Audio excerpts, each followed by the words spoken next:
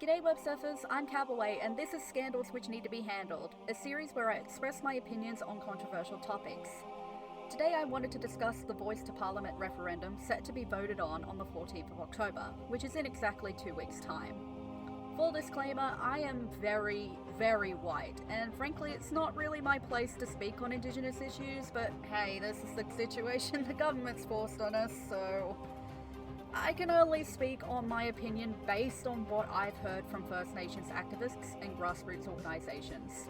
Considering the controversy surrounding this topic, be warned that I will not facilitate any harassment or racism, both hostile and so-called well-meaning, in the comments under this video.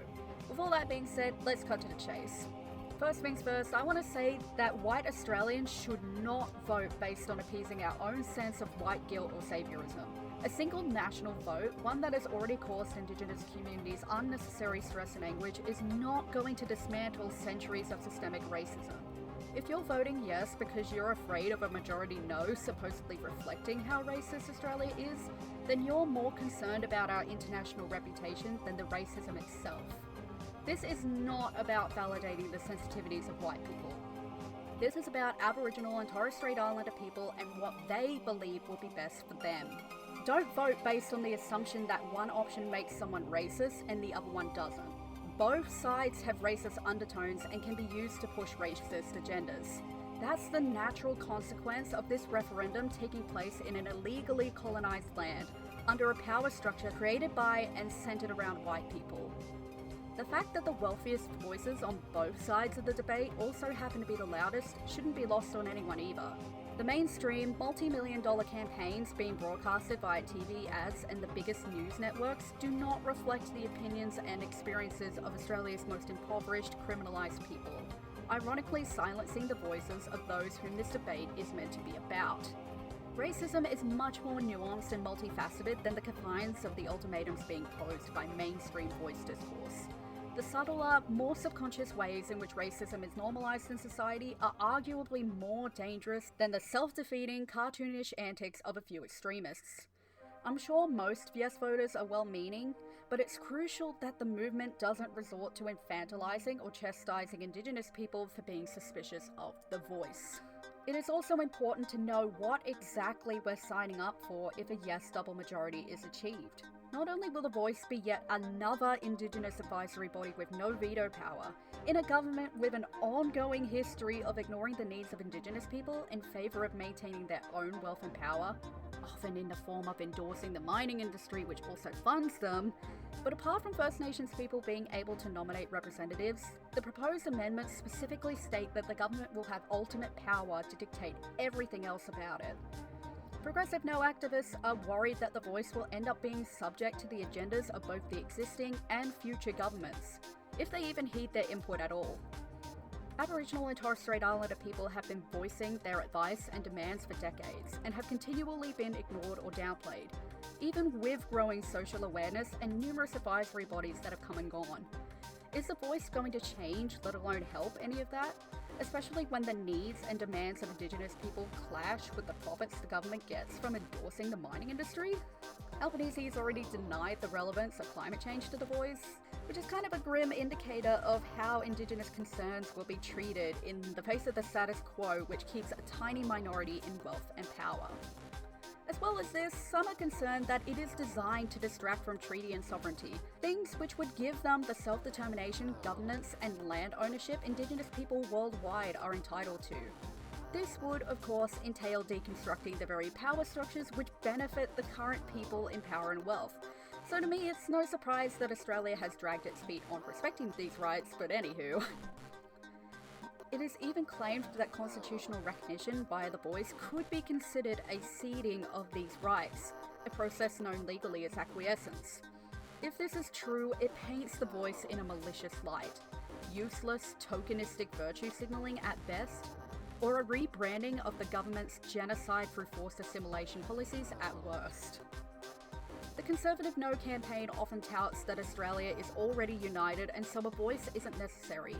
Yes activists will often point out otherwise, acknowledging the continued systemic racism Indigenous people face.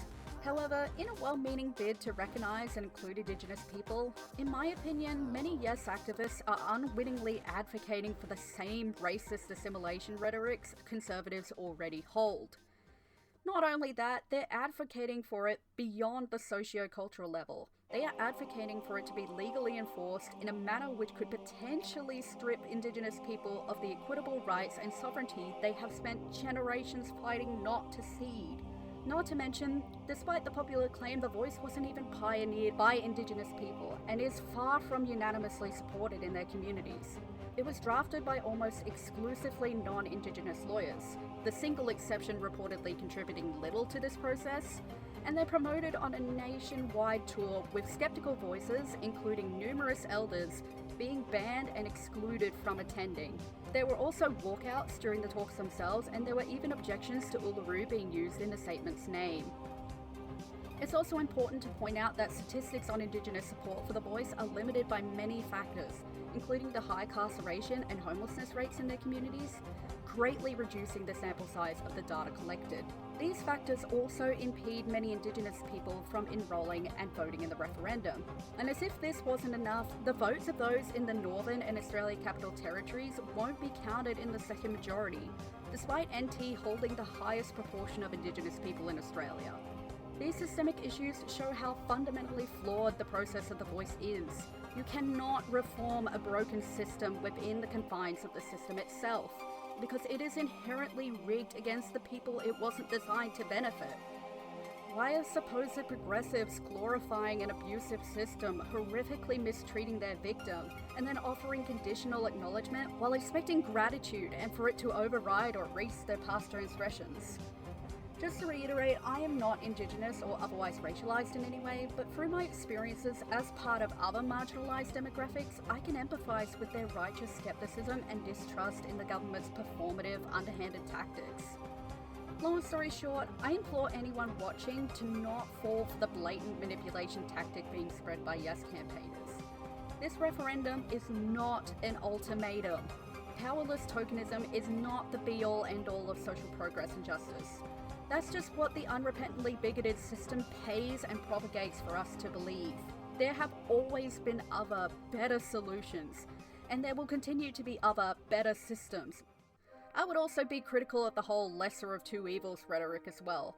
A no majority doesn't erase the ongoing First Nations activism and other solutions that will be available in spite of a no majority, and if the acquiescence claims are accurate, cheating Indigenous people out of their rightful sovereignty with a yes majority is a risk we shouldn't ignore or underestimate.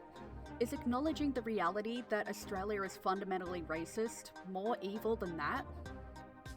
Regardless of what you vote for and the ultimate outcome of the referendum, I said it for the same-sex marriage plebiscite in 2017, and I will say it for the voice referendum too.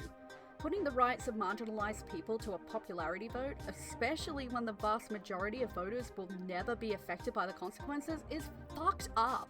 It frames the already privileged as the oh-so-generous saviours of the situations they themselves are complicit in perpetuating, instead of making way for marginalised groups to lead the way in challenging and reconstructing the status quo for the benefit of everyone. As sorry as I am that Australia's been violently divided by a national vote yet again, I'm grateful for the work of sovereign and progressive no activists who have exhibited immeasurable willpower and emotional labour in advocating for a cause that challenges and rejects mainstream dictations on what racial justice should look like. Their voices need to be leading the charge in this debate, and I truly hope this video will help amplify those voices to enact real change. Thank you all for watching.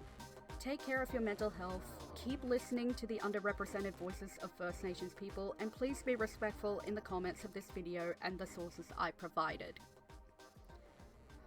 Stay safe, vote wisely, and I'll catch you all later. Bye!